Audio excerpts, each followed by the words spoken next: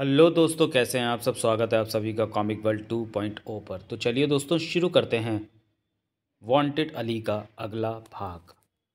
जगमोहन कह रहा था, तुम यहाँ नहीं थे तब मैंने काजिया को मरते और फितरत अली को मारते देखा है। बहुत अच्छा लगा ये सब होते देखकर। देवराज चौहान ने ठीक रास्ता पकड़ रखा है। इस तरह वो कैंप को तबाह करके रहेगा। हमारा शिकार अली है। महाजन दबे स्वर में कह उठा। देवराज चौहान कहता है कि वो ये सब करके अली को मजबूर कर रहा है यहाँ आने को। ऐसा हो सकता है? किया जा रहा है, कोशिश चल। परवेज़ को तुमने कैसे मारा? महाजन ने धीमे स्वर में पूछा।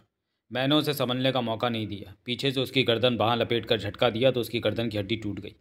उसकी आंख के पास लड़ाई झगड़े का निशान। जो मैंने उसकी गर्दन की हड्डी तोड़ी तो उसके कंधे पर लटकी गन आग पर जा लगी होगी। इस काम में खतरा था तो मैं ऐसे करते कोई भी देख सकता था। खतरा उठाए बिना काम भी नहीं होना था। उस वक्त वैसे भी सब फितरत अली काजिया की तरफ व्यस्त थे। मुझे काम करने का मौका मिल गया। अभी हमें बहुत काम करना है। फितरत अली और उसके बाकी तीनों साथियों को ख़त्म करना है। जब तक फितरत अली नहीं मरेगा तब तक अली कैंप में कदम नहीं रखने वाला। महाजन ने खाता खाते जगमोहन को देखा। हमें ये काम करना है महाजन, ज़रूर करेंगे। महाजन का स्वर दृढ़ था। आज रात में ये काम किया जाए तो? रात में मुझे संभव नहीं लगता। परवेज़ 2 घंटे पहले ही मारा गया है। कैंप में हलचल है। रात में पहरेदार भी होंगे। परवेज़ की मौत से फितरत अली सतर्क हो गया होगा। दोनों की नज़रें मिली। उस्मान भाई और बुखारी को हम भूल रहे हैं, जगमोहन बोला। देवराज चौहान ने उसके बारे में कुछ नहीं कहा? नहीं, लेकिन अली के संगठन के वे बड़े ओहदेदार हैं। फितरत अली से बड़े हैं वो। उनकी मौत से भी संगठन कमज़ोर होगा। धीमी आवाज़ में बातों के दौरान उनका खाना भी चलता रहा। हमें आज रात खतरा उठाना होगा। फितरत अली को हम मार सके तो बेहतर बात होगी, जगमोहन ने कहा। हमारे सामने 6 महत्वपूर्ण शिकार हैं। 6? हाँ। फितरत अली और उसके 3 साथी मोहम्मद सुल्तान, अकरम और उस्मान भाई बुखारी, 2 ये हैं। कुल 6 शिकार हैं जिन्हें ख़त्म किया जाए तो देवराज चौहान की योजना शायद कामयाब हो और अली के पैर इस कैंप में पड़े। अपने भाई फितरत अली की मौत को अली सहन नहीं कर सकेगा। ऐसी मौत जो कि संगठन के कैंप में ही उसे मारा गया हो, वो ज़रूर आएगा। देवराज चौहान ठीक सोचता है कि ऐसा होने पर अली आएगा ही। देखते हैं, महाजन ने गंभीर स्वर में कहा। तो रात का कुछ प्रोग्राम बना लें, वरना खाने के बाद तो हमारा मिल पाना आसान नहीं होगा। सबको टेंटों में जाना होगा। उसके बाद जगमोहन और महाजन रात की योजना बनाने लगे, परंतु उनके लिए कैंप में खतरा कदम कदम पर बिखरा पड़ा था। फितरत अली एक टेंट के बाहर उस्मान भाई और बुखारी के साथ मौजूद था। 8-10 कदमों के फासले पर मोहम्मद, अकरम और सुल्तान मौजूद थे। फितरत अली होठ पीछे टहल रहा था। अभी तक उन्होंने खाना भी नहीं खाया था। परवेज़ का इस तरह कैंप में मारा जाना बहुत बड़ी बात है, बुखारी कह उठा। इतने लोगों के बीच परवेज़ को मार दिया और किसी ने देखा भी नहीं, उस्मान भाई ने गुस्से से कहा। हैरत की बात है। तभी फितरत अली ठिठका और दोनों को देखकर कह उठा, मैं कल नहीं जाऊंगा। उसकी आवाज़ में खूंखारता भरी थी। तुम तो कह रहे थे कि ज़रूरी काम।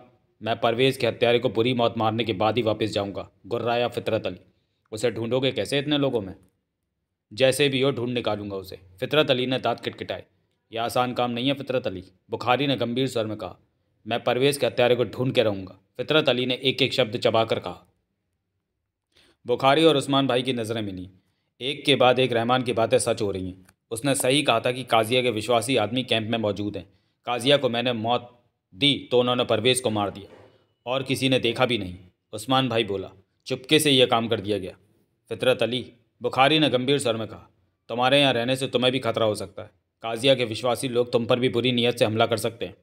फितरत अली ने दांत भींचकर बुखारी को देखा। तो तुम क्या समझते हो कि वो कामयाब हो जाएंगे बुखारी साहब? ये भीतरघात का मामला है। दुश्मन से हम अनजान हैं। यहाँ बहुत से लोग हैं, उन्हीं में से हमारे शिकारी घूम रहे हैं, जबकि तुम संगठन के लिए महत्वपूर्ण हो। तुम्हें यहाँ से चले जाना चाहिए। हम ये मामला देख लेंगे। महत्वपूर्ण तो आप दोनों भी हैं। सभी महत्वपूर्ण हैं, उस्मान भाई ने गंभीर स्वर में सिर हिलाकर कहा। मैं यहाँ से जाने वाला नहीं। सब कुछ ठीक करके ही जाऊँगा, फितरत अली ने दांत किटकिटाए। मुझे तो अभी भी काजिया की गद्दारी पर यकीन नहीं आता, जबकि सब कुछ अपनी आंखों से देखा है, बुखारी बोला। वो गद्दार था और कैंप के भीतर उसने लोगों को अपनी तरफ कर रखा था, उस्मान भाई ने कहा। उसके साथी बाहर भी थे। अलादीन ने 30 करोड़ जिस व्यक्ति को दिया, काजिया के कहने पर उसने 30 करोड़ कहीं संभाल कर रखा होगा।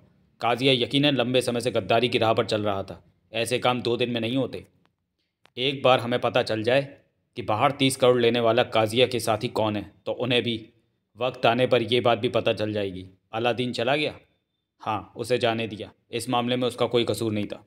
तभी उस्मान भाई और बुखारी की निगाह सामने से आती जोरा खानम पर जा टिकी। एक गनमैन उसके साथ आ रहा था। फितरत अली, जो कि ज़मीन रौदने जैसी चहलकदमी कर रहा था, जोरा खानम को आते पाकर पाकर ठिठक गया। पास पहुंचकर जोरा खानम कह उठी, आपने मुझे बुलाया? फितरत अली के इशारे पर उसे लाने वाला गनमैन चला गया। मैं तुमसे ये कहना चाहता हूँ कि काजिया ने कभी तुमसे कैंप से अपने वफादार साथियों की मौजूदगी के बारे में कुछ कहा? 2 पल की सोच के बाद कह उठी जोरा खानम। 1-2 बार उसने ये तो कहा था कि कैंप में उसके कई ऐसे खास लोग हैं जो उसके इशारे पर जान दे सकते हैं। कुछ के बारे में उसने बताया होगा? नहीं, काजिया ने नहीं बताया, जबकि मैंने उससे पूछा भी था। जोरा खानम बोली। आज कैद से बाहर निकलने के बाद उसने मुझसे बहुत बातें की। उसने बताया कि वो बहुत सा पैसा इकट्ठा कर चुका है, उसके हक में बहुत आदमी है और वो अपना संगठन जल्दी बना लेगा, जो कि हिंदुस्तान में सबसे ज़्यादा तबाही मचाएगा। दगाबाज कमीना, उस्मान भाई के होठों से निकला। तो तुम उसके किसी खास साथी के बारे में नहीं जानती? नहीं जनाब। फितरत अली ने गहरी सांस ली। तुमने अपना सामान पैक कर लिया? कल सुबह जाना है तुमने। सामान क्या जनाब, एक संदूकची है, उसमें कपड़े रख लिए हैं अपने और बच्चे के। जाओ तुम। जोरा खानम चली गई। सुना, बुखारी ने कड़वे स्वर में कहा। काजिया अपना संगठन बनाने की फिराक में था। हमें उसके इरादों का कुछ भी पता नहीं लगा, हवा तक नहीं मिली। उस्मान भाई का स्वर तीखा था। बहुत पैसा इकट्ठा कर रखा था। कहाँ से इकट्ठा किया होगा उसने पैसा? संगठन से गद्दारी करके ही किया होगा, लेकिन वो संगठन नहीं बना पाता। संगठन बनाना आसान काम नहीं है। उस्मान भाई ने फितरत अली को देखा। फितरत अली कमर पर हाथ बांधे पुनः चहलकदमी करने लगा था। तुम किन सोचों में हो फितरत अली? पूछा उस्मान भाई ने। मैं काजिया के गद्दारों को ढूंढ निकालने का तरीका सोच रहा हूँ। एक हाथ में आ जाए तो वो सबके बारे में बता देगा। वो एक ही तो हाथ आना कठिन है। तभी फितरत अली का मोबाइल बजने लगा। फितरत अली ने बात की। दूसरी तरफ उसका बड़ा भाई अली था। काजिया का मामला अभी तक तुमने संभाला कि नहीं? उधर से अली ने पूछा। सब ठीक कर दिया है। काजिया वास्तव में गद्दार था। रहमान की बातें सही थी, काजिया को मार दिया मैंने। तो काजिया की जगह कौन लेगा? अभी तो उस्मान भाई और बुखारी साहब ही कैंप देखेंगे, वही किसी को तैनात करेंगे। फितरत अली ने कहा। ठीक है, तुम कल सुबह मियांवली पहुँचो वहाँ। अभी मैं कैंप छोड़ने की स्थिति में नहीं हूँ भाई। काजिया बहुत बड़ा गद्दार था। वो अपना संगठन खड़ा करने की तैयारियाँ कर रहा था। पता चला है कि बाहर कहीं पर उसने बहुत पैसा इकट्ठा कर रखा है। कैंप के जाने कितने लोगों को उसने अपने संगठन में भर्ती करने के लिए तैयार कर रखा है। यहाँ कैंप में काजिया के बहुत सगे हैं। इधर मैंने काजिया को गोली मारी, उधर काजिया के किसी कुत्ते ने परवेज़ की हत्या कर दी। क्या? परवेज़ की हत्या? उसकी गर्दन की हड्डी तोड़ी गई। 2 पलों की खामोशी के बाद अली की गंभीर आवाज़ आई। ये तो खतरनाक हालात हो गए कैंप के। हाँ, तुमने उसे पकड़ा नहीं जिसने परवेज़ की हत्या? ये काम खामोशी से किया गया। अब उसे ढूंढना आसान नहीं है, परंतु मैं उसे ढूंढ। फितरत अली का स्वर कानों में पड़ा। तुम्हारी जान को खतरा है, वो तुम्हें भी मार सकते हैं। मैं सतर्क हूँ भाई। मेरी मानो तो ये काम उस्मान भाई और बुखारी को सौंप कर मैं खुद ही ये मामला निपटाऊंगा। फितरत अली दांत किटकिटा उठा। ठीक है, परंतु तुम्हें हर पल सावधान रहना होगा। मुझे यह मामला आसान नहीं लगता। मैं सब ठीक कर दूंगा। तो काजिया अपना संगठन खड़ा करने के लिए दौलत इकट्ठी कर रहा था? हाँ भाई। ये भी पता कर कि वो दौलत कहाँ है। वो पैसा हमारे संगठन के काम आएगा। पता करूँगा। बातचीत समाप्त हो गई। फितरत अली ने फ़ोन जेब में रखा और दोनों से बोला। भाई भाई ने यह पता लगाने को कहा है कि काजिया ने कहाँ पर दौलत इकट्ठी कर रखी है। दोनों ने सिर हिला दिया। खाना खा लिया जाए? फितरत अली ने बेमन से कहा। वक्त बहुत हो गया है। परवेज़ की मौत को मैं भूल नहीं पा रहा। वो हर समय मेरे साथ रहने वाला मेरे परिवार के सदस्य की तरह था। उसकी मौत मुझे परेशान कर रही है। पता नहीं मैं खाना खा पाऊंगा या नहीं। मन बहुत ख़राब हुआ पड़ा है। कहकर वो कुछ कदम मोहम्मद सुल्तान और अकरम की तरफ बढ़ाकर बोला। तुम तीनों खाना खा लो और सावधान रहना। दुश्मन हम पर भी हमला कर सकता है। हम तीनों रात भर आपकी पहरेदारी करेंगे, मोहम्मद ने कहा। फितरत अली ने 2 पल सोचा और सिर हिलाकर कह उठा। ठीक है, मैं उस मकान में नहीं, टेंट में ही रहूँगा रात में। तुम तीनों मेरे टेंट के बाहर रहोगे और आसपास अन्य गनमैन रोज़ की तरह पहरा देंगे। इस तरह आसान नहीं होगा कि कोई हम तक पहुंच सके। तुम तीनों को भी उतना ही खतरा है जितना कि मुझे। परवेज़ की मौत ने साबित कर दिया है कि वो हम में से किसी को भी मार सकते हैं। हमें सिर्फ एक गद्दार की ज़रूरत है। एक हमारे हाथ लग जाए तो वो सबके बारे में बताएगा। पहले नहीं पता था कि काजिया अपने संगठन को खड़ा करने की तैयारी में लगा है। पता होता तो मैं काजिया के मुंह से ही सब जान लेता। फितरत अली ने सुलगते हुए कठोर स्वर में कहा। हम किसी को पकड़ ही लेंगे, अकरम ने दांत भींच कर कहा। रात के 12 बज रहे थे। कैंप में सन्नाटा छाया हुआ था। कई जगह मध्यम तेज रोशनी वाले बल्ब जल रहे थे। टेंटों की दूर तक कतारें नजर आ रही थीं। इन टेंटों में अली के संगठन के भविष्य के आतंकवादी मौजूद थे। जगह जगह गनमैन टहलते दिख रहे थे। आज पहरा अन्य दिनों की अपेक्षा ज़्यादा था, क्योंकि कैंप में फितरत अली भी मौजूद था। फितरत अली के अलावा उस्मान भाई और बुखारी साहब भी मौजूद थे। अगर आज परवेज़ की हत्या जैसी घटना न हुई होती तो पहरेदारी इतनी सख्त नहीं होनी थी। फितरत अली और उस्मान भाई बुखारी के टेंटों में महज 15 कदमों का फासला था। अकरम, सुल्तान, मोहम्मद गने थामे टेंटों के बाहर टहल रहे थे। इधर उधर कुर्सियां भी रखी थी। जब वे थकान महसूस करते तो यदा कदा कुर्सियों पर बैठ जाते। गहरी खामोशी में धीरे धीरे वक्त बीत रहा था। महाजन एक टेंट में 2 अन्य लोगों के साथ सोया हुआ था। 3 अलग अलग फोल्डिंग बेड बिछे थे। महाजन को लेटे 2.5 घंटे हो चुके थे। टेंट में अंधेरा था, परंतु महाजन की आंखें खुली थी। वो वक्त बीतने का इंतजार कर रहा था और टेंट में मौजूद दोनों लोगों के सो जाने का इंतजार कर रहा था। अब दोनों के खुर्राटों की मध्यम सी आवाज़ रह रहकर कानों में पड़ने लगी थी। वो गहरी नींद में जा चुके थे। महाजन ने बाहर की हलचल की आहट ली। सब कुछ ठीक लगा तो वह बेड से नीचे उतरा और अपने कंबल के नीचे तकिया रखकर इस तरह आकार देने लगा कि जैसे कोई सोया हो। इस काम में उसे 2 मिनट लगे। अब बेड को देखकर यही लगता था कि वहाँ कोई सोया हुआ है। अपनी तसल्ली करके महाजन ने अन्य सोए दोनों लोगों पर नज़र मारी, फिर टेंट के गिरे पर्दे के पास पहुंचा और ज़रा सा पर्दा एक तरफ सरकाकर बाहर देखा। दूर लाइट रोशन है। 2 पहरेदार दिखे। महाजन ने गर्दन निकालकर बाहर देखा। तभी एक युवक एक टेंट से निकल गया तो महाजन भी बाहर निकला और उसी दिशा की तरफ बढ़ गया। महाजन की निगाह सतर्कता से हर तरफ घूम रही थी। तभी दूसरी तरफ टहलते एक पहरेदार की आवाज़ आई। कहाँ जा रहा है? सुसु करने, महाजन ने ऊंचे स्वर में जवाब दिया। तू थोड़ी देर पहले भी गया था। वो कोई और होगा, मैं तो अभी निकला हूँ, महाजन पेड़ों की तरफ जाते कह उठा। पहरेदार ने फिर कुछ नहीं पूछा, वो उधर दूर ही टहलता रहा। महाजन पेड़ों के पास जा पहुंचा।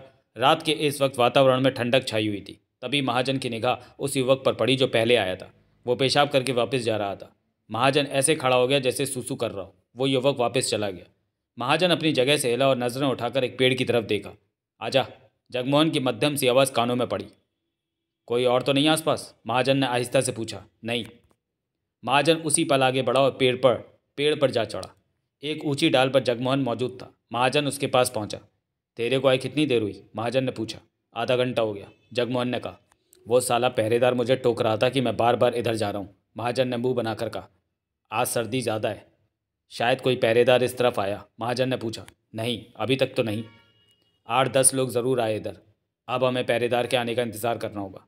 देवराज चरण तेरे ही टेंट में है ना? जगमोहन ने पूछा। नहीं, मेरा टेंट बदल दिया गया है। पहरेदार अपनी मर्जी और सावधानी के नाते लोगों को रहने की जगह बदलते रहते हैं कि ज़्यादा देर एक साथ रहकर एक दूसरे से दोस्ताना ना हो जाए। मेरा टेंट तो वही है, बदला नहीं।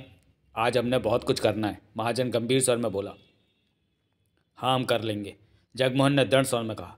देवराज चौहान का हमारे साथ ना होना ही अच्छा है, उस पर नज़र रखी जा रही हो सकती है। काजिया गद्दार साबित हो गया, मामला खत्म। अब देवराज चौहान पर नज़र नहीं रखी जाएगी। इसी पल दोनों खामोश हो गए। पेड़ों के पत्तों के बीच कोई इधर आता दिखा। वो कोई पहरेदार है, जगमोहन फुसफुसाया। हमारा काम शुरू होने का वक्त आ गया है। महाजन के दांत भिज गए। अब वो पहरेदार करीब आ गया था। पेड़ से कुछ हटकर खड़े होकर सूसू करने लगा था। अंधेरे में जगमोहन और महाजन की नज़रें मिली। अगले ही क्षण जगमोहन आहिस्ता से पेड़ से नीचे उतरने लगा। इस बात का पूरा प्रयत्न कर रहा था कि कोई आहट उत्पन्न ना हो। जल्द ही वो पेड़ से नीचे जा उतरा। जब पैर ज़मीन पर लगे तो आहट उभरी। कौन है? सूसू करता पहरेदार गर्दन घुमाकर बोला। मैं हूँ जनाब, सूसू कर रहा हूँ, पेड़ के नीचे अंधेरे में खड़ा जगमोहन कह उठा। पहरेदार ने फिर कुछ नहीं कहा, अपना काम खत्म करके पलटा और चल दिया। जब जगमोहन के पास से निकला तो बाज की तरह जगमोहन उस पर झपट पड़ा। एक हथेली मुंह पर रखी और दूसरे हाथ की कराटे चाप उसकी गर्दन पर पूरी ताकत से मारी। कड़ाच आवाज़ उभरी, मध्यम सी। गर्दन की हड्डी टूट गई। जगमोहन ने उसे संभाला और आहिस्ता से ज़मीन पर लिटा दिया और उसके कंधे में फंसी गन निकालकर उसे अंधेरे में चेक किया। गन सेट थी और लोडेड मैगजीन साथ में लगी थी। जगमोहन ने गन अपने कंधे पर लटकाई और पेड़ के तने के साथ ही खड़ा हो गया। वक्त बीतने लगा। अगले 10 मिनटों में 3 और लोग वहाँ सुसु करने आए, परंतु उन्हें तो इंतज़ार था किसी गन वाले पहरेदार के आने का। करीब 20 मिनट बाद एक गनमैन वहाँ पहुँचा, परंतु खतरे वाली बात तो ये हो गई कि वो पहले वाले गनमैन को ढूंढता हुआ वहाँ आया था और उसने पुकारा, इस्माइल कहाँ है तू? जगमोहन सावधानी से पेड़ के तने से सट गया। गनमैन की लाश महज 2 कदम दूर पर ही पड़ी थी। इस्माइल! इस बार उसकी आवाज़ ऊंची थी। ऊंची आवाज़ सारा मामला ख़राब कर सकती थी। उसी क्षण जगमोहन ने कंधे से गन उतारकर हाथ में ली और पेड़ से निकलकर सामने आ गया। वो पहरेदार इधर ही आ रहा था। उसे देखते ही कह उठा, तू किधर था? इतनी देर लगा दी। अंधेरे में वो जगमोहन को पहचान नहीं पाया था। मैं आने ही वाला था, जगमोहन बोला। तेरी आवाज़ को क्या हो गया? अभी तो तू ठीक था। वो पास आया। सर्दी में गला खराब हो गया है। नहीं तो इस्माइल नहीं। उसी पल जगमोहन ने गन की नाल उसके सीने पर रख दी। वो चौंका, हिलना मत। कौन हो तुम? पहरेदार के होंठों से निकला। चुपचाप खड़ा रह। जगमोहन उस पर गन रखे कठोर स्वर में बोला। यही वो पल थे कि पहरेदार की निगाह नीचे पड़ी लाश पर पड़ी। ये कौन? इस्माइल है ये, जगमोहन ने जहरीले स्वर में कहा। और तू तू तू काजिया का साथी है? उसने हैरानी से कहा। जिसने परवेज़ को मारा? और तभी पेड़ के ऊपर से किसी के उतरने की आवाज़ आई। उसके शब्द अधूरे रह गए। निगाह फौरन ऊपर गई। जगमोहन के हाथ में दबी गन उसकी छाती पर लगी रही। नज़रें भी उस पर थी। तुम लोग कैंप के ही हो? पहरेदार अब कुछ घबरा उठा था। महाजन तब तक नीचे आ गया था। उसने उस पहरेदार से गन ले ली। तुम लोग बच नहीं सकते, यहाँ हर तरफ कैंप के लोग। तभी महाजन ने गन का हत्था वेग के साथ उसके सिर पर मारा। उसके होंठों से दबी दबी चीख निकली। फिर तो महाजन एक के बाद एक उसके सिर पर गन का हत्था तब तक मारता चला गया जब तक कि वो नीचे गिरकर शांत ना पड़ गया। पता नहीं वो जिंदा था या मर गया था। अंधेरा होने की वजह से इस बात का पता नहीं चल रहा था और ना ही उन्होंने इस बारे में छानबीन करने की चेष्टा की। जगमोहन और महाजन के हाथों में गनें थी, वक्त कम था, कोई भी इस तरफ आ सकता था। दोनों ने एक दूसरे को देखा। चेहरे पर छाई शक्ति अंधेरे की वजह से नजर नहीं आ रही थी। चलो, महाजन ने भिचे स्वर में कहा। दोनों वापस चल पड़े। शरीर पर पठानी कपड़े थे, हाथों में गने। यकीनी तौर पर वो पहरेदारी लग रहे थे अंधेरे में। हमने अपने काम में सफल होकर दिखाना है। महाजन क्या उठा। सफल ही नहीं होना बल्कि खुद को बचाना भी है। जगमोहन बोला, अंधेरा है, हम आसानी से अपना काम खत्म करके अंधेरे में छिपकर अपने अपने टेंटों में पहुंच सकते हैं। पहुंचेंगे या नहीं, परंतु ऐसी कोशिश तो करेंगे ही। महाजन का सर भिचा हुआ था। दोनों खुले में आ गए थे। सामने टेंट की रोशनियां और घूमते पहरेदार दिख रहे थे। उस तरफ उधर फितरत अली का टेंट है। टेंट के बाहर अकरम सुल्तान मोहम्मद मौजूद है। जगमोहन बोला, ध्यान रहे, मैं उन पर गन खोलूंगा और मेरी पीठ से पीठ जोड़कर तुम वहां बिखरे पहरेदारों को भूनते जाओगे। किसी को मौका ना मिले कि वो हम पर गोली चला सके। कोशिश तो मैं यही करूंगा, आगे ऊपर वाले की मर्जी। चूंकि वह गन थामे आगे बढ़ रहे थे, पठानी कपड़ों में थे, अंधेरा था, ऐसे में देखने वालों ने यही सोचा कि दोनों पहरेदार हैं। पहरेदार ना होने का शक करने की गुंजाइश बची कहाँ थी। दोनों उस दिशा की तरफ बढ़ रहे थे जिधर फितरत अली का टेंट था। नजरें हर तरफ फिर रही थी। हर ओर टेंट की कतारें लगी दिखाई दे रही थी। उनके बीच यदा कदा कोई पहरेदार नजर आ जाता था। चंद पलों में ही वो फितरत अली के टेंट के पास जा पहुंचे। मात्र 10-15 कदमों की दूरी पर था वो टेंट और वे दोनों इस वक्त गहरे अंधेरे में थे। अंधेरे में उनके चेहरे के भाव नजर नहीं आ रहे थे, परंतु यकीनन उनके चेहरे दरिंदगी के भावों से भरे पड़े थे। टेंट के बाहर सुल्तान मोहम्मद अकरम पहरेदारी पर दिखे। इन दोनों को इधर आया पाकर वो इधर ही देखने लगे थे, परंतु उन्हें कुछ पूछने का वक्त नहीं मिला। जगमोहन और महाजन ने फुर्ती के साथ पीठ जोड़ ली, जबकि महाजन का रुख अन टेंटों और वहाँ टहल रहे पहरेदारों की तरफ था। अगले ही पल तर तर तर तर तर तर तर तर वहाँ का वातावरण गोलियों की आवाज़ों से गूंज उठा। एकाएक चीखों पुकार मच गई थी। वहाँ किसी को संभलने का मौका न मिला। जगमोहन बिना रुके गोलियां चलाए जा रहा था। अकरम मोहम्मद और सुल्तान को उसने गिरते देखा। दांत बीचे वो फितरत अली के टेंट पर गोलियां इस तरह चला रहा था कि उसे संभलने का मौका न मिले, वो टेंट से बाहर न भाग सके। साथ ही वो आसपास के टेंटों पर भी गोलियां चला रहा था। गन का मुंह खोल रखा था। तर तर तर तर तर की आवाज़ों ने वातावरण को हिला रखा था। कैंप में जाग हो गई थी। चीखों पुकार का शोर उठ खड़ा हुआ था। एकाएक दोनों ठिठके और महाजन गुर्राकर बोला, भाग। इसके साथ ही दोनों वापस पेड़ों की तरफ भाग खड़े हुए। भागते हुए गोलियां चलाते जा रहे थे कि कोई पीछे ना आए। पेड़ों की तरफ जाने का रास्ता उन्होंने वो चुना था जो अंधेरे से भरा था, ताकि उन्हें देखकर कोई पहचान न ले, परंतु अभी उन्हें पहचानने वाला भी कोई नहीं था। चीखों पुकार के बीच सब टेंटों के बीच में ही थे। अगर कोई बाहर था तो वो घबराया हुआ था कि उन्हें पहचानने का सवाल ही कहाँ उठता था। तभी कहीं पर छिपे गनमैन ने उन पर गोलियों की बौछार की, परंतु गोलियों से वो बच गए। बौछार कुछ पहले मौजूद चट्टानों से टकराकर थम गई थी। उसी पल महाजन ठिठका और दूर मौजूद गनमैन की तरफ गन का मुंह खोल दिया। ता ता ता ता गोलियां निकली और अगले ही पल उसकी चीख सुनाई दी। दोनों दौड़ते हुए वापस पेड़ों के पास सूसू वाली जगह पर जा पहुंचे कि ठिठके। सामने युवक दिखा। वो इन्हें देखकर ठिठक गया था। सूसू करने आया था वो, परंतु इस वक्त यहाँ पर किसी की मौजूदगी उनकी प्लानिंग में नहीं थी। महाजन ने गन का मुंह खोला। तड़तड़ वो उछलकर नीचे जा गिरा। दोनों ने अपनी वहशी नज़रों घुमाई, कोई न दिखा, परंतु पीछे कैंप से शोर शराबा सुनाई दे रहा था। दोनों ने अपनी गनें फेंकी और वहाँ अंधेरे में खड़ी झाड़ियों में अलग अलग जा छिपे। कैंप की तरफ से शोर उठ रहा था। अब शोर बढ़ गया था। दोनों अपनी जगहों पर दुबके रहे। 2-3 मिनट ही बीते कि उनके कानों ने भागते कदमों की आवाज़ सुनी। फिर वहाँ पहुँचते कई लोगों को देखा। कुछ के हाथों में गनें थीं, कुछ यूं ही पीछे थे।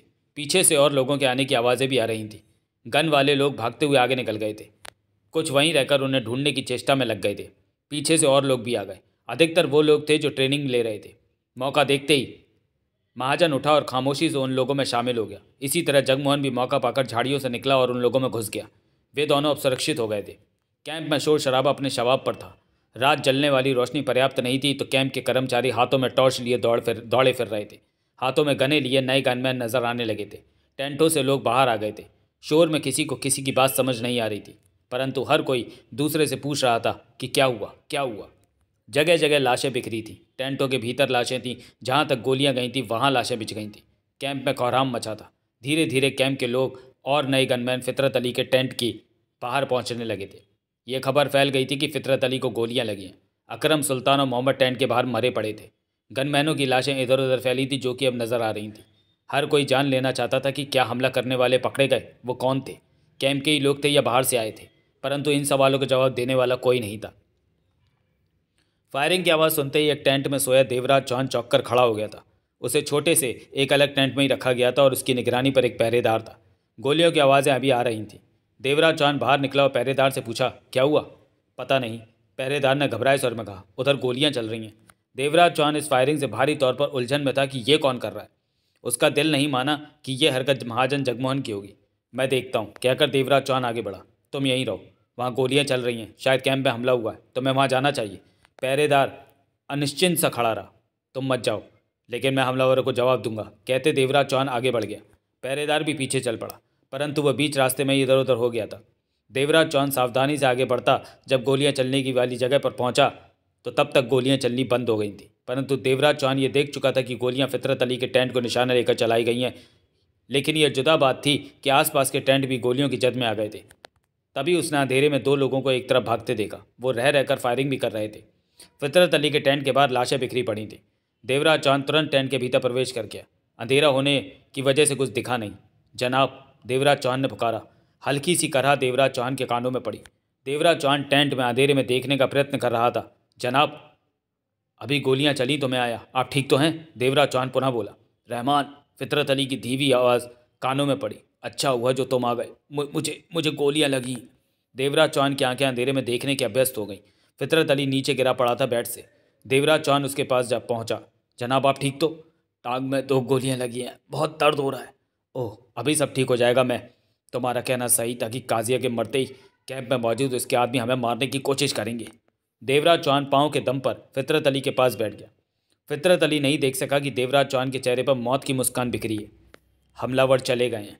फितरत अली दर्द भरे स्वर में कह उठा। मुझे बेड पर डालो और कैंप के डॉक्टर को। फितरत अली, देवराज चौहान फुसफुसाया। फितरत अली 2 पलों के लिए दर्द भूल गया। उसने चौंक कर देवराज चौहान को, मैं तुम्हें एक बात बताना चाहता हूँ। तुम्हारा लहजा? फितरत अली ने कहना चाहा। मैं रहमान नहीं हूँ। क्या? फितरत अली की आवाज़ बता रही थी कि ये सुनकर वो कितना हैरान हुआ है। मैं देवराज चौहान हूँ, हिंदू हूँ, हिंदुस्तान से आया हूँ। फितरत अली के होठों से आवाज़ नहीं निकली। काजिया गद्दार नहीं था, लेकिन मैंने अपनी चालों से उसे गद्दार करार करवा दिया। तुम सुनते रहो। यह हमला मेरे आदमियों ने किया और पहले भी कैंप पर जो हमला हुआ था वो मेरे आदमियों ने। तुम ऐसा क्यों कर रहे हो? मैंने तुमसे पूछा कि तुम्हारा संगठन हिंदुस्तान में आतंकवादी भेजकर वहाँ खून क्यों बहाता है? फितरत अली के होठों से आवाज़ नहीं निकली। जहाँ तक हो सका मैं तुम लोगों को बर्बाद। तुम वही देवराज चौहान हो जिसने दिल्ली गए आतंकवादियों के परिवार वालों को बंधक बना लिया था और उन्हें हथियार डालने पर मजबूर कर दिया था। ये सब विस्तार से जानने के लिए पढ़ें अनिल मोहन का पूर्व प्रकाशित उपन्यास सबसे बड़ा हमला, जो कि चैनल पे अपलोड है। वही हूँ मैं। ओह, तुम तो बहुत खतरनाक। यूं तो अब तक मुझे अपने देश हिंदुस्तान पहुंच जाना चाहिए था, परंतु अली को, तुम्हारे भाई को ख़त्म किए बिना मैं वापस कैसे जा सकता हूं? अली 2 बार मेरे देश पर आतंकवादी भेज चुका है, एक बार मुंबई और दूसरी बार दिल्ली पर। तो तुम अली को नहीं भा सकते, तुम यहाँ से बचकर नहीं जा सकते। तेरे को पता है कि अली यहाँ आएगा?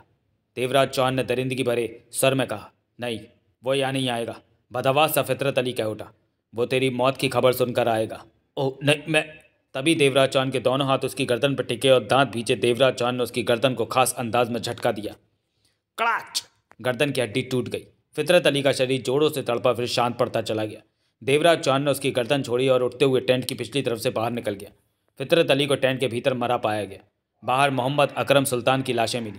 15 कदमों की दूरी पर एक टेंट के भीतर उस्मान भाई और बुखारी नींद में थे। बुखारी तो पूरी तरह सलामत बच गया, परंतु उस्मान भाई के शरीर में ढेरों गोलियां घुसी मिली।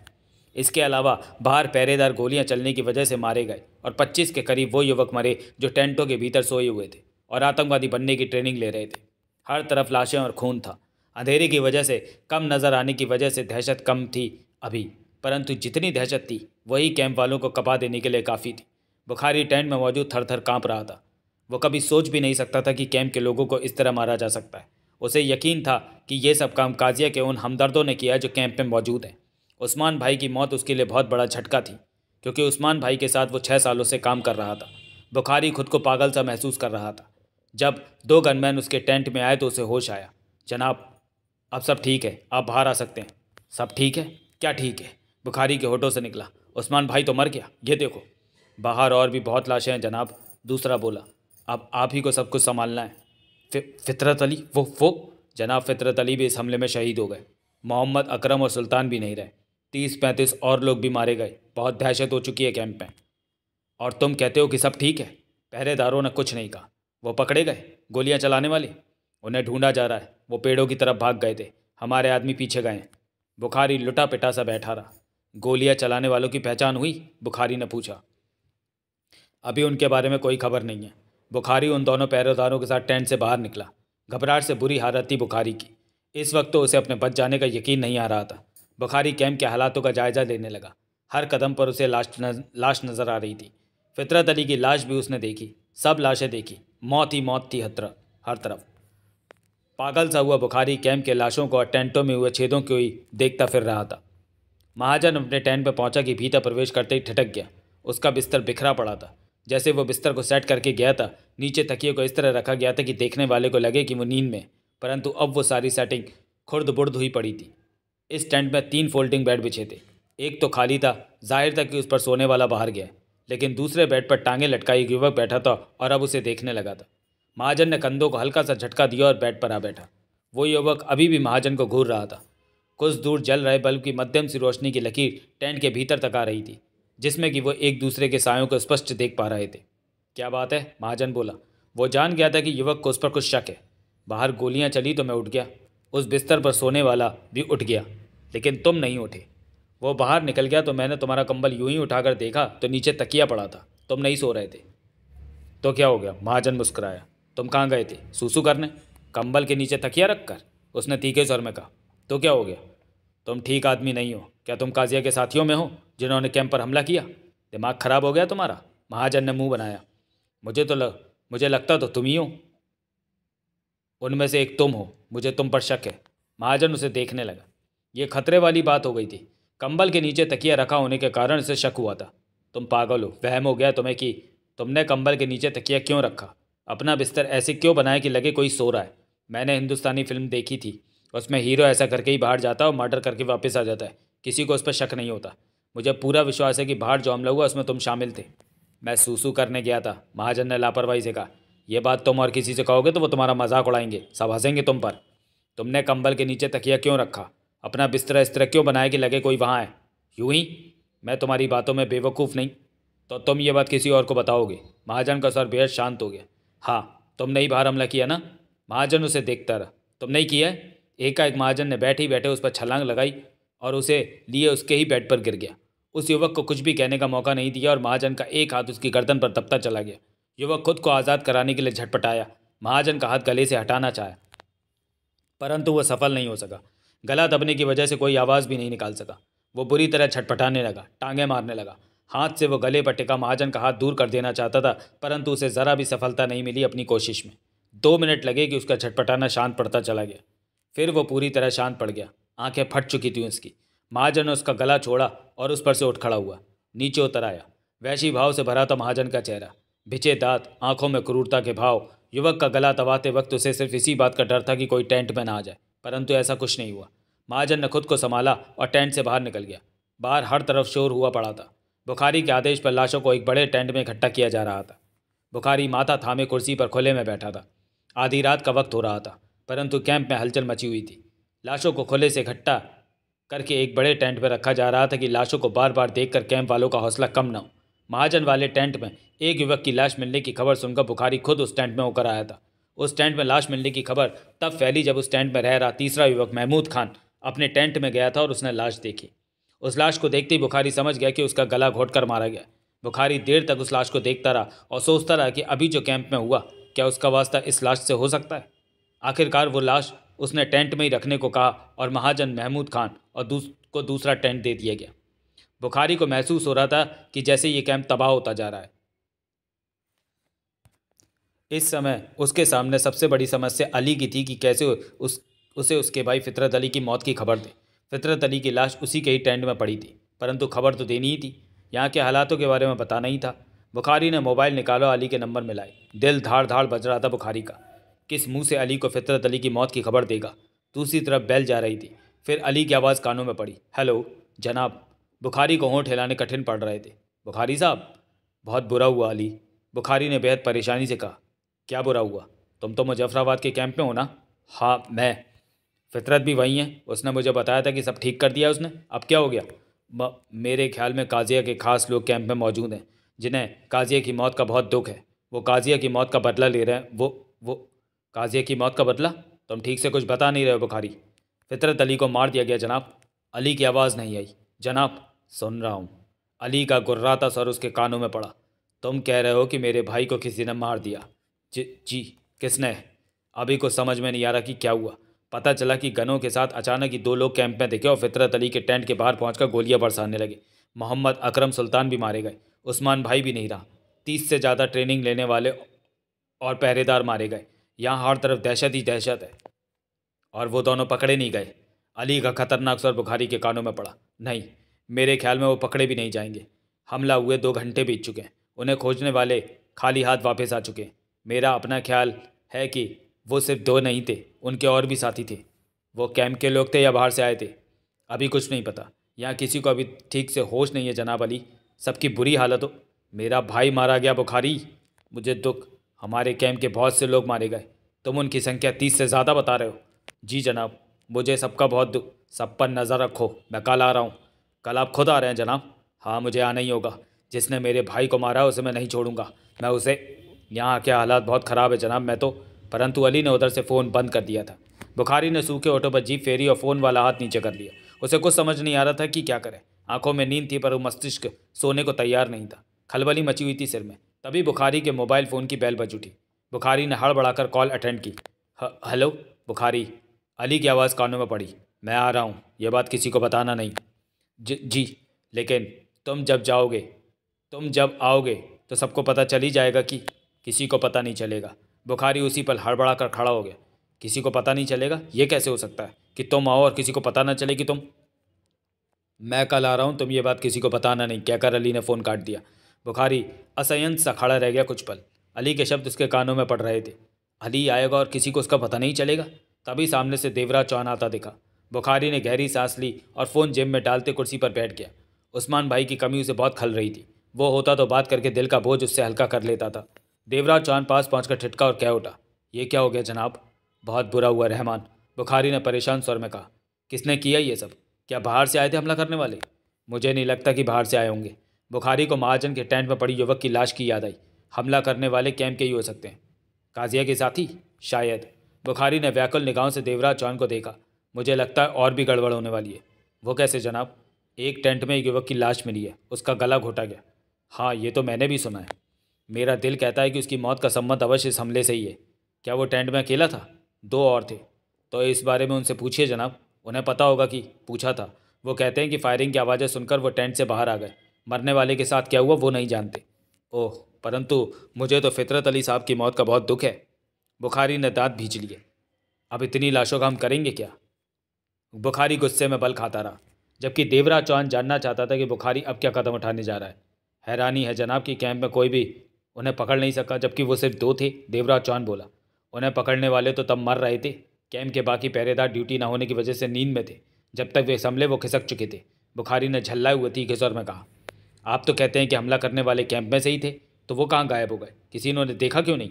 बुखारी ने देवराज चौहान को घूरा। देवराज चौहान भोला सा बना बुखारी को देखता रहा।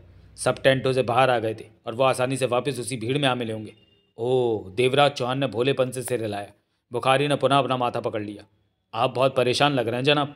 परेशान क्यों नहीं होऊंगा? बुखारी दांत किटकिटाकर कह उठा।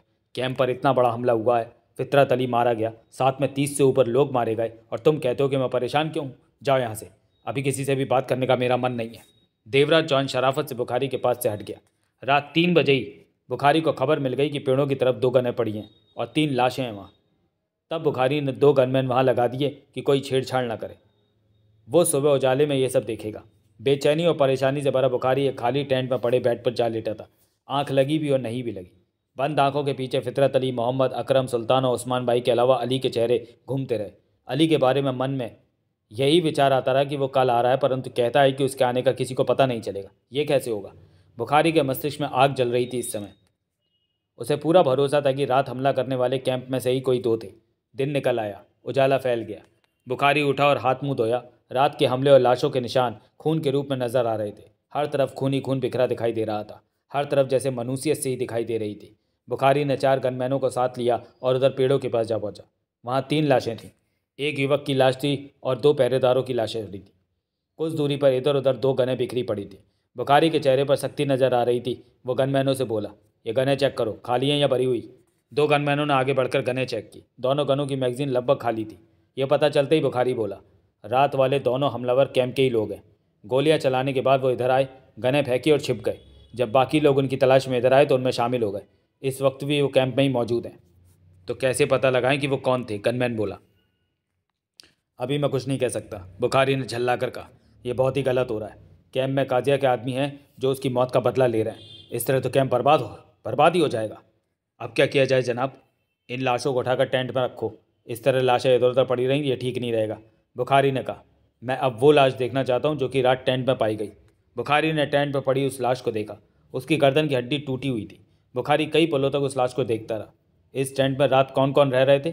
बुखारी ने एक गनमैन से पूछा। एक तो इसरार महाजन था और दूसरा रकीब था, गनमैन ने बताया। टेंट के भीतर इसे इस तरह मार दिया जाना बहुत उलझन पैदा कर रहा है। बुखारी कह उठा। उसके बाद बुखारी खुले में कुर्सी पर आ बैठा और कहवा लाने को कहा। बुखारी की उखड़ी निगाह हर तरफ घूम रही थी। कैंप में पूरी तरह जाग हो चुकी थी। वहाँ के लोग अपने कामों में व्यस्त हो चुके थे, परंतु हर कोई चुप और डरा डरा सा था। उन्हें देखता बुखारी सोच रहा था कि रात के हमलावर इन्हीं लोगों में हैं और अब निश्चिंतता से यहाँ पर हैं। वो कितना मजबूर है कि उन्हें पहचान नहीं पा रहा। उसका कहवा आ गया तो वो घूट भरता परेशान से बैठा रहा। तभी जोरा खानम आती दिखी। बुखारी उसे देखने लगा। वो पास आ गई। पता चला कि रात बहुत बुरा हमला हुआ कैंप पर। जोरा खानम ने गंभीर स्वर में कहा, रात फायरिंग की आवाज़ें नहीं सुनी तूने? सुनी, परंतु इधर आने की हिम्मत नहीं हुई। मेरे से क्या काम है तुझे? मैं यहाँ से जाऊँ? कल जनाब फितरत साहब ने इजाज़त दे दी थी, जोरा खानम ने कहा। बुखारी ने सोचा, फिर से ललाए। जाओ तुम्हारा यहाँ कोई काम नहीं। ध्यान रखना, कैंप की बात किसी से नहीं करनी है। कभी नहीं करूँगी जनाब, जोरा खानम ने कहा और पलट कर मकान की तरफ बढ़ गई। कुछ देर बाद सुरती आज़ाद पास आया। जनाब, आज काम का मन नहीं बन पा रहा। आज कोई काम नहीं होगा, सब आराम करो, बुखारी ने तीखे स्वर में कहा। बेहतर होगा कि उन लोगों को कैंप में ढूंढने की चेष्टा करो जिन्होंने रात हमला करके लाशें बिछा दी। क्या वो कैंप के ही लोग हैं? सुरती आज़ाद के होठों से निकला। हाँ, वो कैंप से ही हैं। ओह, ऐसे लोगों को ढूंढना बहुत कठिन होगा जनाब। कोशिश करने में कामयाबी अवश्य मिलती है। ज़हीर चांदीवाला और अब्दुल मजीद से भी ये बात कह दो। कह ही देता हूँ, सुरती आज़ाद धीमे स्वर में बोला। जनाब, अली को खबर दी फितरत अली की मौत के बारे में? बुखारी ने सुरती आज़ाद को घूरा। अली साहब को तो बहुत दुख हुआ होगा अपने भाई की मौत के बारे में जानकर। हाँ, बहुत दुख हुआ, बुखारी बोला। अली साहब आ रहे हैं क्या? मालूम नहीं, बुखारी ने परेशान होकर कहा। मुझसे ज़्यादा सवाल मत करो। सुरती आज़ाद खड़ा रहा। अब क्या है, तुम जाते क्यों नहीं? मुझे कैंप की चिंता हो रही है जनाब। कैंप बर्बादी के रास्ते पर बढ़ रहा। इस बारे में चिंता अली करेगा। अली साहब के आने की खबर तो आपके पास है नहीं। बुखारी खुद को संयत करने की चेष्टा करता कह उठा। जनाब, अली सब ठीक कर देंगे। तुम कैंप की भीड़ से हमलावरों को ढूंढने की चेष्टा करो। सुरती आज़ाद चला गया। बुखारी की निगाह फिर कामों में व्यस्त कैंप के लोगों पर फिरने लगी। महाजन पानी के एक ड्रम के पास बैठा नहा रहा था कि देवराज चौहान भी नहाने के लिए अंडरवियर पहने वहीं पर पहुंच गया और पानी का मग्गा भरकर अपने ऊपर डाला और साबुन लगाने लगा। लोग उनके पास से आ जा रहे थे, परंतु करीब कोई नहीं था।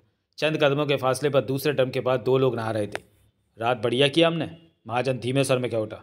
बहुत खतरा उठाकर काम किया, देवराज चौहान नहाते बोला। काम ही खतरे वाला था, लेकिन काम बढ़िया किया। मैं ऐसा ही काम चाहता था, देवराज चौहान ने कहा। फितरत अली रात के हमले में मर गया, महाजन बोला। हाँ, अली को खबर मिल गई होगी और उसे दर्द भी बहुत हो रहा होगा भाई की मौत का। वो आएगा यहाँ, देवराज चौहान बोला। पक्का?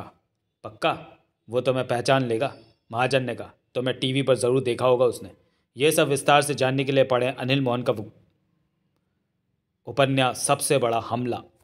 देवराज चौहान के मस्तिष्क को झटका लगा। यह बात तो उसके दिमाग में आई नहीं थी। अली ने यहाँ कदम रखा तो उसे देखते ही पहचान लेगा और उसका खेल खत्म। देवराज चौहान ठिठक सा गया। क्या हुआ? महाजन ने गंभीर निगाहों से उसे देखा। ये बात मैंने सोची नहीं थी कि टीवी पर उसने मुझे देखा हुआ है। अभी भी तुम बचे हुए हो। वो कैसे? उस्मान भाई, बुखारी, फितरत अली, यहाँ के लोगों ने तब टीवी नहीं देखा होगा। देखा तो तुम्हारा चेहरा उनके दिमाग से निकल गया होगा, तभी अभी तक कोई तुम्हें पहचान नहीं पाया। ये बात तुमने पहले क्यों नहीं कही? मेरे दिमाग में भी अभी आई है, महाजन बोला। दोनों नहाने के दौरान धीमे स्वर में बातें कर रहे थे। तुमने फितरत अली को इसलिए ख़त्म करवाया कि उसकी मौत की खबर सुनकर अली कैंप में ज़रूर आएगा और तुम उसे मार सकोगे, परंतु अली ने यहाँ आकर तुम्हें देखा नहीं कि तुम्हारा खेल खत्म। देवराज चौहान को लगा कि इस बारे में उससे भारी चूक हो चुकी है। ये बात पहले क्यों ना उसके दिमाग में आई। फिर शांत स्वर में कह उठा। महाजन, ऐसा ही खतरा तुम्हें भी है, क्योंकि अली ने तुम्हें और मोना चौधरी को कैद किया था। वो तुम्हें अच्छी तरह जानता है। यानी कि अली यहाँ पहुँचा तो हम दोनों का खेल खत्म, देवराज चौहान बोला। हाँ, ये भी मैं सोच चुका हूँ, परंतु ज़रूरी नहीं कि इतनी भीड़ में से मैं अली को नज़र आ जाऊँ। परंतु तुम ज़रूर उसे नज़र आओगे, क्योंकि काजिया के मामले में तुम हो। वो आते ही रहमान से ज़रूर मिलेगा। महाजन की बात सही थी। नया ठोस खतरा सामने आ खड़ा हुआ था। मेरी राय है कि तुम्हें यहाँ से चले जाना चाहिए। कैंप से खिसक जाओ। उससे क्या होगा? तुम्हारी जान बच जाएगी। तुम बाहर जाकर बेबी के साथ मिलकर किसी और तरह से अली को ख़त्म कर सकते हो। बात तो वहीं आ गई जहाँ से शुरू हुई थी। हम अली को ख़त्म करने के लिए कैंप में आए। वो तो ठीक है, अगर इस तरह से काम नहीं हो रहा तो खामा का अपनी जान खतरे में डालोगे। तब तो तुम्हें भी निकल चलना चाहिए कैंप से, देवराज चौहान बोला। शायद मैं भी निकल जाऊं, परंतु अभी इस बारे में मैंने सोचा नहीं, महाजन ने कहा। देवराज चौहान चुप रहा। खामोश क्यों हो गए? महाजन ने पूछा। मैं कुछ और सोच रहा हूँ। क्या? यह भी तो हो सकता है कि अली खुद ना आए और किसी दूसरे को भेजे।